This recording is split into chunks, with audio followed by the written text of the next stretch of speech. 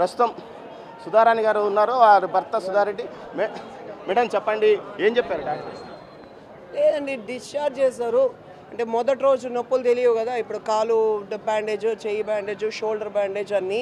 కానీ బాధాకరమైన విషయం ఏంటంటే ఈ పోలీసులో స్పందనే లేదు. అంటే పోలీసులకు కొడితేనే స్పందన లేదనుకోండి, వాళ్ళని చంపుతామంటేనే వాళ్ళకి తలలు కుట్లు పడితే స్పందన లేదు.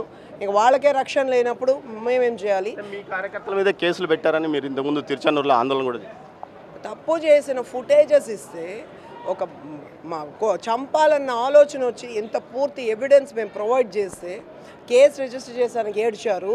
లాటర్ 11:30 కేసు రిజిస్టర్ చేశారు. ఇంతవరకు అరెస్ట్ లేవు. 5 గంటలకి మా వాళ్ళని ప్రివెంటివ్ మెజర్ అంట, తప్పు చేసిన వాడిని ఏం వెతకలేదు, అరెస్ట్ చేయలేదు. ప్రివెంటివ్ మెజర్ అంటే అట్లా కూడా పోలీస్ డిపార్ట్మెంట్ గౌరవం ఇద్దామంటే ఇరు పార్టీలను తెచ్చి నువ్వు స్టేషన్లో కూర్చోబెట్టకుండా మా వాళ్ళని తీసిపోయి కూర్చోబెడితే ఏమనుకుంటా ఉన్నారని అడిగితే ఎస్పీ క్లియర్ స్టేట్మెంట్ ఇస్తున్నాడు త్రూ అతనేది శ్రీకాంత్ రెడ్డి, ఇంకొక ఎస్ఐ ఎవరో ఉన్నారు, అతని పేరు రావట్లేదు, ఏంటి అతని పేరు,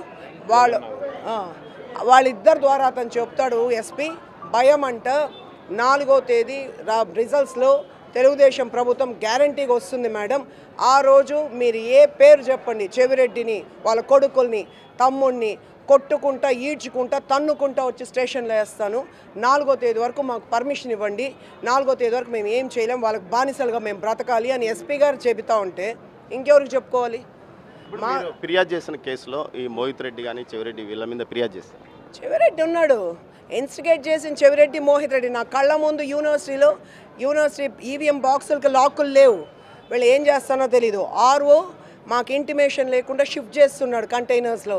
ఒక పొలిటికల్ పార్టీకి మాకు ఇంటిమేషన్ ఇవ్వాలా, వీడియోగ్రఫీ చేయాలా, ఆ ట్రంక్ బాక్సెస్కి లాక్స్ లేవు. మిగతా నియోజకవర్గాలకు ఉంది, చంద్రగిరికి లేదు. ఆర్ఓ దాన్ని సమర్థించుకుంటాడు, వీడియోగ్రఫీ లేకుండా స్ట్రాంగ్ రూమ్లో పెడుతున్నాడు. అన్నీ తప్పులే. అండ్ నాన్నగారి మీద దాడి ఎట్ట జరిగిందని వాడు అక్కడ నిలబడుకొని ఫోన్ చేస్తున్నాడు వాడు మోహిత్.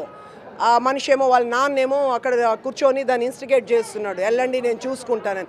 సిమ్ములు దొరికాయి, ఆ కారులో కాల్ రికార్డ్ డేటా ఉంది, వాళ్ళు ఫోన్లు వదిలిపెట్టిపోయినారు. ప్రతి వాడు ఎవడున్నా ఎంత తోడున్నా దొరికాడు. ఈరోజు కాకపోతే 4వ తేదీ తర్వాత ఖచ్చితంగా వాడికి పనిష్మెంట్ ఉంటుంది. స్టేషన్లోనే దాడి జరిగిందంట ఖచ్చితంగా. నేనేమంటున్నా, నువ్వు ఓపిక పట్టు, నువ్వు దేవుడు అనుకుంటావు కదా, ఎన్ని పంచినావు నువ్వు, నీ కోడిగుడ్లేమి, కూరగాయలేమి, డైరీలేమి, భయం ఎందుకు పడుతుండవు? వెయిట్ చేయి, 4వ తేదీ వరకు వెయిట్ చేయి. నువ్వు ఒకరు ఓడతారు, ఒకరు గెలుస్తారు కదా, అది నువ్వు కావచ్చు, మేము కావచ్చు. గెలిచినోడు ఊర్లో ఉండాలా, ఓడిపోయినాడు పోతా ఉండాలా, తని ధర్మేస్తాం. అది నువ్వా మేమా? ఆ రోజు చూసుకుంటాం కదా. ఈ రోజు ఎందుకు లా అండ్ ఆర్డర్ డిస్టర్బ్ చేసేది? నాన్నగారి మీదకి ఎందుకు వచ్చినావు? అవుట్ రేట్ ఏంటంటే ఆయన లేకపోతే నీకు ఎలక్షన్ కావాలా, మళ్ళా బై ఎలక్షన్ కావాలా, నువ్వు ఎలక్షన్ పోవాలా, పూర్తిగా నాన్నగారికో ఓట్లు పడ్డాయని నువ్వు నిర్ణయం చేసుకోవాలి. ప్రయత్నం జరిగిందంట. ప్రయత్నం ఫుటేజ్ చూసారా మీరు? ఫుటేజ్ చూసారా?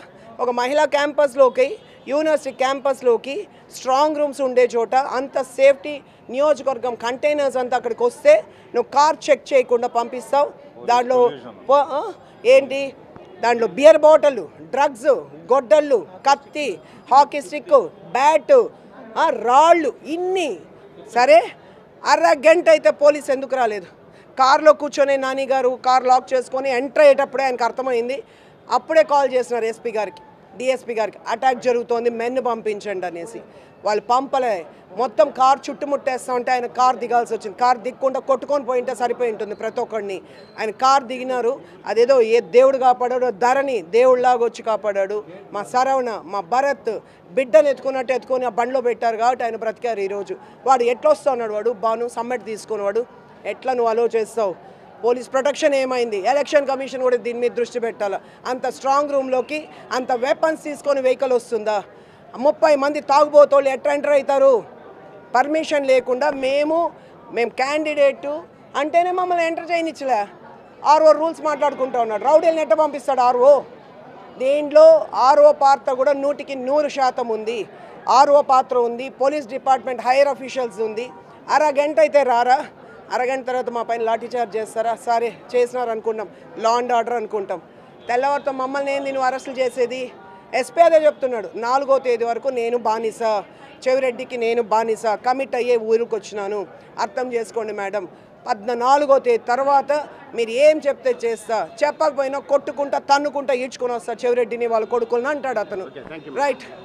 మొత్తం మీద ఏదైతే పులివర్తి సుధారెడ్డితో పాటు మాజీ మంత్రి అమర్నాథ్ రెడ్డి తెలుగుదేశం పార్టీ నాయకులు చెప్తున్న దాని ప్రకారం ఖచ్చితంగా ఇది వ్యూహాత్మకంగా ఒక ఫ్రీ ప్లాంట్గా ఏదైతే పులివర్తి నానిని అంతమొందించడానికి ప్రయత్నించారు, కొంతమంది పోలీసు అధికారులు కూడా సహకరించారంటూ కూడా వీరు చెప్తున్నారు. మరోవైపు ఏదైతే నానిని ఇప్పుడే డిశ్చార్జ్ చేసి ఇంటికి తీసుకెళ్లారు, ఇక్కడ ఉండడం వల్ల మిగతా రోగులు ఇబ్బంది పడుతున్నారు, మిగతా రోగులు వారి బంధువులు ఇబ్బంది పడే పరిస్థితి ఉన్నందువల్ల ఆసుపత్రి నుంచి డిశ్చార్జ్ చేస్తున్నాము. అయితే ఏదైతే నిన్న ఘటనకు సంబంధించి పూర్తి స్థాయిలో ఫిర్యాదు తీసుకోవడానికి అధికారులు ఇబ్బంది పడుతున్నారు అంటూ ఆమె ఆవేదన వ్యక్తం చేస్తున్న పరిస్థితి కనిపిస్తుంది. కెమెరా పర్సన్ పురుషోత్తంతో దామోదర్, తిరుపతి స్విమ్స్ ఆసుపత్రి నుంచి. For more videos like this, subscribe Big TV channel.